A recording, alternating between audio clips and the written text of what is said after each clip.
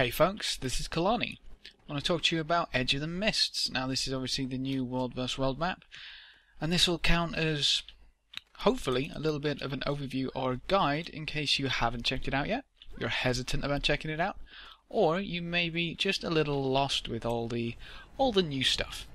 So, first and foremost, this is World vs World, meaning that it's going to be team versus team versus team, 1 versus 1 versus 1, essentially. And those teams are shared somewhat with the World vs World Borderlands matchup. So if you're blue in your matchup currently, you'll be blue in Edge of the Mists.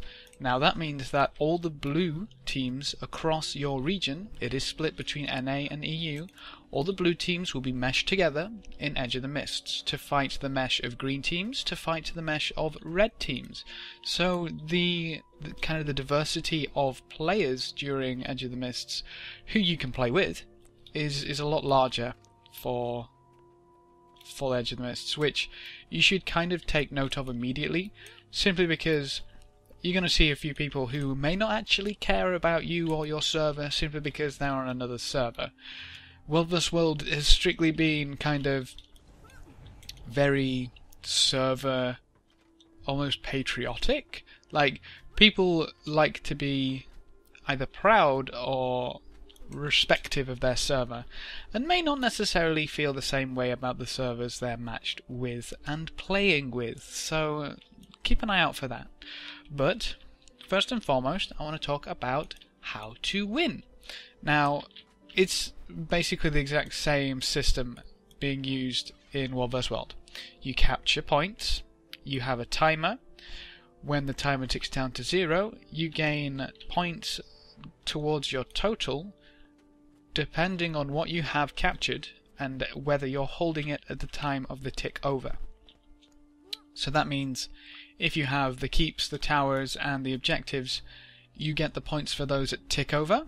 Now what's interesting is that each one actually gives points on capture as well to promote capturing, which is potentially a problem because that also kind of encourages trading. But I guess the flip side of that is you don't want to give the enemy the points for the capture, so you're more likely to defend it, although that could backfire quite badly depending on how people decide to do things. But you basically win like that. Now what's interesting is that you have a shorter time to do this in. You only have, I believe it's 4 hours for a brand new game.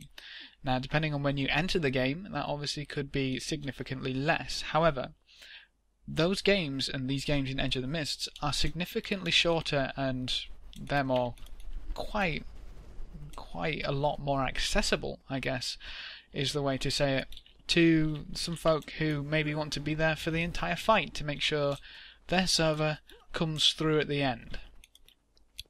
Now, it's quite interesting because the objectives which you're kind of going to capture to get these points vary quite wildly. And we seem to have come across a little fight, and the thief disappears. And there's a Zerg. Now I'll get to that in a little while, but that's one of the things I kind of don't like about Edge of the Mists, which you will see a great deal. So we'll have a quick look at objectives while the Zerg kind of passes by. Each one does something different. Now these are the special objectives. Obviously you have the staple ones like the keep, you have supply generators, and you have towers. Now the keep is a keep. It also holds obviously everything to do with it, and it also got yourself a waypoint, so you can waypoint there to skip a little bit of the run from your spawn zone. I guess I should talk about the spawn zones as well first. And there's another little Zerg, check that out. Okay, so each zone or each team has a spawn zone, which obviously is where you spawn initially and where you will always be able to waypoint back to if things go not quite the way you had planned. So, oh, that includes falling off, by the way. If you fall off, you'll instantly be teleported back there. I think they're expecting an attack, which could be pretty fun. It's a nice view regardless. So the objectives are split, obviously, between the different zones. Now, to talk about the zones, I guess, really quickly, you've got the Badlands, the Frost Reach, and the Overgrowth. They have very distinct aesthetic differences. You can see we go from snow and ice to desert, and then from desert to little grass hills and forests and trees, and then back to snow and ice. It's actually really pretty to see the differences, as you can see. Ooh. Something smoking. I guess that's someone attacking. But you can see, it's actually really nice, in my opinion. The map has been done really well. And look at that guy. Look at that guy just hiding. Smart little warrior. Okay, so objectives. Let's have a quick look-see at the specifics. The Worm Tunnel allows you to tunnel to remote locations. Now, the only place it's taken me this far is over here. So you kind of get to skip this little section of the map, which is actually really cool, because if you use the Worm Tunnel and you want this tower, and peeps are like, let's not let them through this tower, you can use the Worm Tunnel. Don't really want to link it, but you can use the Worm Tunnel to kind of go behind. But then obviously if you've got the Worm Tunnel, people in the tower are going to catch on, and they're probably expecting that. But it's fun either way. And then we have the airport, which allows you to purchase airstrike grenades. Now you're going to see oil all over the spot, and you can essentially mine that oil. See if we can see any. Let's go hunting for a little bit of oil while I explain the airstrike grenade. So the airstrike grenade, when you use it, gives you an ability on number 1, or whatever you've keybound it to. And that essentially, ouch, allows you to... Oh no, that's our Zerg. Excellent. Allows you to use a barrage ability very similar to the Frost Bow Volley, very similar to a Ranger Volley, that kind of thing. Essentially, loads of rockets come down from the sky and do some tasty damage. Oh, it's actually really cool to kind of blockade bridges, but you need to be pretty careful with bridges, and I'll get to that in a little while.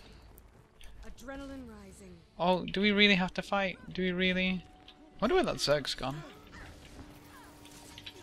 Time to do some real damage. He wasn't very friendly. He could have lived. Anyway, so I'm looking for oil. Usually there's loads of it around, but you'll know it when you see it. You really, really will. We'll probably have to head back a little bit, but that's okay. There we go. You can see some oil from here, and it just kind of spouts out of the ground. What you can do is drill that. You don't need anything special, anything specific, and then you gather your oil barrels. Now, we actually own the airport, so I'll go down there quickly and see.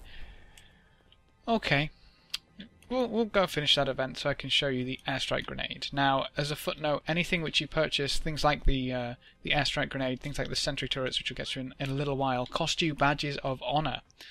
Now, they're 25. Why, hello there. Here's some oil. Hop in and we'll be underway. Gotta wait a few... Oh, he already finished it! What a good guy. So we've got to wait a few seconds to purchase those. And we'll talk about some other things. So, you can get airstrike grenades. They're pretty cool. Now, the workshop allows a Char engineer to transform you into a mecha siege devourer, turning you essentially into a mobile siege weapon, which is pretty cool. Very useful for sieging towers and, if you can get there, sieging the keeps. Now, over on the Frost Reach side, we've got the Forge, which allows you to craft a Coder's Hammer. Now, the Coder's Hammer does something very similar to the Mecha Devourer, in that you get to turn into a Coder, and it's a huge hammer, and you do quite significant siege damage, which is pretty cool. The other two here, the Bell Tower, ring bells to summon Spirits of Coder, and the Shrine to perform a ritual to summon a Coden Claw. They're kind of like reinforcements, almost, kind of little cooldown buff things, which is, it's pretty cool. I mean, you get to summon Spirits of Coda and a Coden Claw, and they kind of just go to town on stuff, which is pretty cool, pretty cool. Then up at the top you've got the Observatory. Now that's the thing that drops the, or sells rather, the sentry turrets. Now you can't see it, but sadly, when you've got the Observatory, a sentry turret you drop it, and it starts marking enemies on the map for you, which is pretty cool. Very useful indeed to see where people are hiding. The statuary always have difficulty with that one. Use siege weapons to bombard foes. It's basically a huge super cannon on top, which is awesome. And then you've got the altar, which is probably the most curious of them, because you receive an immunity buff when you power it and commune with it, which is probably the easiest way to get the living story golem parts from the middle of the map. It's very, very, very curious. It allows you to essentially bypass any Zerg if you've got anywhere to go. So I've already spent practically all of my badges of honor on these things because they're so fun. But I will waste one for you guys. Now, when you use it, it gives you the number 1 ability, which is Call Airstrike. Number of strikes 12. Can we see if we can actually get to damage someone with it? Probably not at this rate, but that's okay. That's okay. That's fine. Ooh. Just. Okay. Well, they didn't really run into it, but that's okay. I guess that's our Zerg, and they were relatively scared. That's understandable. But obviously the airstrike allows you to bombard an area. It's basically a really efficient AoE. Costs you 25 badges of honor. I'm just going to happily waste them. But they do have a cooldown, so you can't kind of overly spam them. But you can trade between this and a frostbow to do some ridiculous AoE damage, I guess, which is really cool. So as I say, anything which you can purchase like that gives you, or rather costs you 25 badges of honor. So you can see over at the observatory you purchase sentries, so that will cost you badges of honor. Now apart from that, there's not really anything else to explain. The one thing that I will get into is bridges. Simply because bridges can be incredibly fun and incredibly dangerous. You can destroy and repair bridges, meaning that you can destroy bridges. If a Zerg's on a bridge and you destroy it, sorry, bye-bye Zerg.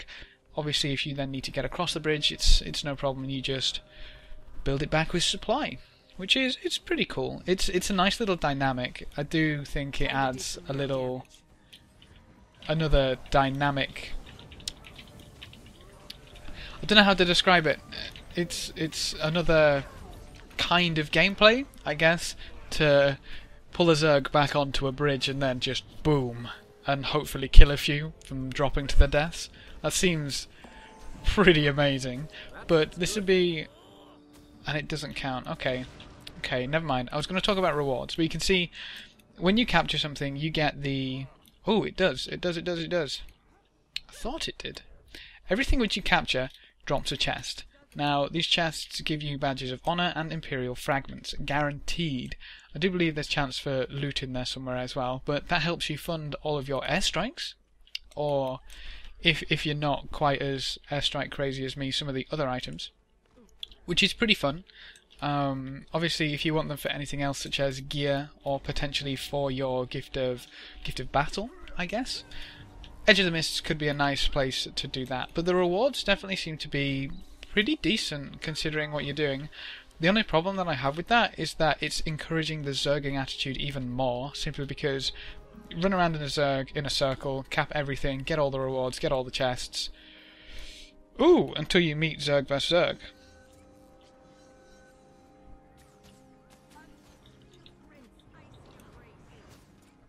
And then probably get horribly overwhelmed because you can't see anything. That blob is a little bigger than ours. I think that blob is getting eaten. And this isn't making for good recording, so I'm going to run! However, what you can see is, you can see the health of a bridge, which is nice. And oh my gosh, the green blob got eaten by the red blob. And I'm going to get eaten as well. Yup! Yup. Cool. Pretty much going to get lost, except I know of there's somewhere where I can run to. Don't mind me. Okay. So, rewards are pretty decent, considering that this is brand new. I mean, when World vs. World first came out, the rewards for World vs. World and competing or participating in World vs. World weren't really that great. but it seems that you get a good chunk of experience, a good chunk of karma for everything that you participate in, all the events, all the attacking and defending, capturing, all that good stuff. And you also get the chests, so the rewards aren't too bad, but if you're looking solely for rewards, you're probably better off somewhere else, unless you're overly keen on the badges of honor for whatever reason. Now, as I mentioned quite a few times, zerging seems to be the main tactic here, which I really dislike, mainly because I prefer to roam and I prefer to go into 1v2s and 1v1s, 1v3s, and probably run away by the end of it, but it just seems a little more fun and a little more my kind of PvP.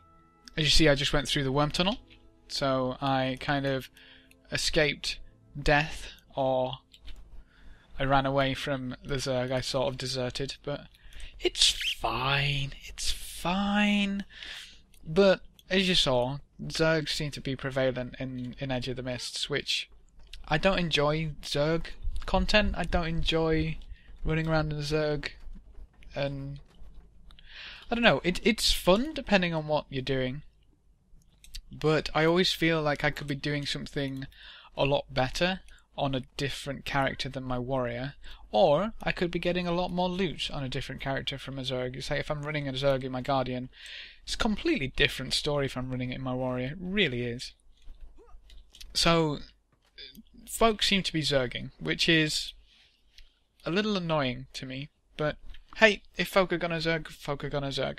But I think the problem with the reason why people are Zerging is there's less small objectives which you can take yourself, simply because all the objectives are small, which means that concurrently all the objectives are large, give or take. I mean, you can take a supply generator, sure. You can take potentially some of the easier special objectives, looking for the word, with a small group, but I mean, there's no real reason for scouts, and there's no real reason to scout, because essentially it doesn't give you a huge reward. I mean, because it's not tied directly to the World vs. World rankings and the World vs. World, well, world kind of system, in that it doesn't really matter if you lose or win. You kind of don't go up the ranks in your world. You're not really representing your world fully in Edge of the Mists. So, I mean, I guess people take it a lot less seriously, is what I'm getting to, meaning they can just run around in a Zerg and collect the chests all day long. Now, that brings me on to my last point, reasons to play Edge of the Mists. And I can't really think of any solid ones besides, if you're into World vs. World, it's a nice break from the Borderlands. It really is. It's a nice change of scenery. It's a nice change of how things work. You may not get a break from the Zerg, but hey, it's a different Zerg. You get a few different people to play with, which is always nice. The rewards are okay. The badge of honor yield seems to be pretty decent. And remember that it's World vs. World, so you can get World vs. World experience towards your ranks if you want to rank up in World vs. World. You remember you get your reward chests from that as well. I'm not entirely sure if we'll add the rank requirement back onto the Gift of Battle. If they do, this is probably where most people will grind that out. Apart from that, if you enjoy World vs. World Zerging, then this is probably a perfect place for you. It is amazing, and I really love the scenery around here. But I mean, I don't feel like I'm doing anything useful while roaming on my own, which is probably why I'll stick to World vs. World if I want that kind of gameplay. If I want Zerging gameplay, I'll probably come to the Edge of the Mists, because I honestly prefer the aesthetics here far, far more than in the Borderlands. I mean, this is just a pretty map, it really, really is. But, as I say, it's all Zerging. On the flip side of that, if you want your achievements for this section of World vs. World, or you want to get the Living Story achievement, which is obviously in this area, you'll have to come do this as well. I think that's pretty much it. I mean, it kind of turned into a little bit of a ramble session, but hey, what video doesn't? Especially with me. So, I think I'll leave it at that. Probably not as brief as I would have liked, but either way, if any folk of you who haven't tried it yet, it's a little overview of what you can expect if you're a little hesitant or if you're a little bit lost. A few things explained. It's quite fun to play about with the special objectives, and you get an achievement for messing about with each one anyway, so I mean there's always a reason to go in and try it for a little laugh, for a first time, you know what I mean? It's kind of fun. What do you guys think of Edge of the Mists? I want to start a little discussion, as always, down in the comment section below. I want to know your thoughts. Do you like the Zerging? Do you think... I don't know, are your servers Zerging? Is that something that seems to be across the entirety of the Edge of the Mists? Or are you having a nice time roaming? Let me know exactly what your experiences are so far with Edge of the Mists. Thanks for watching, folks. Good luck and have fun, and as always, I will see you next time.